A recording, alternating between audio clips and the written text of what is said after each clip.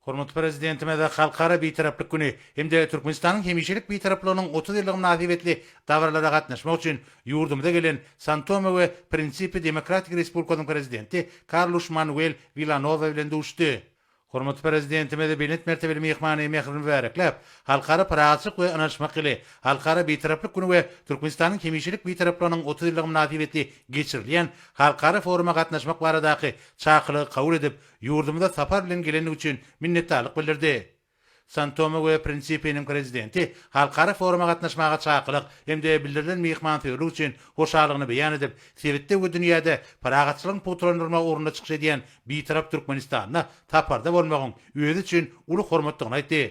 Şeýle hem prototdan peýdaranyp, hormatly prezidentimiz halkara bitaraplyk güni we Türkmenistanyň hemişelik bitaraplığynyň 30 ýyllyk münasibetli tüýsürekden utlady.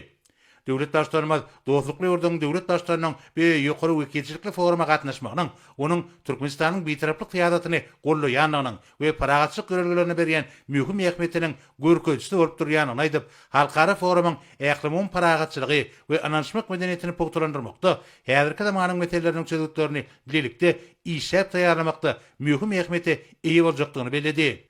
Netijeli häýetde geçen duşuň ahyryna hormatly prezidentimiz hemde Santoma we Prinsipi Demokratik Respublikasynyň prezidenti iki ýurduň köp taraply hyzmatdaşlyk giňeltnäge agrarlyklaryny tatbiklap, birik berige alyp barýan jogapkärli döwlet işlerine mundan meýlekde üstünlikleri arzu etdiler.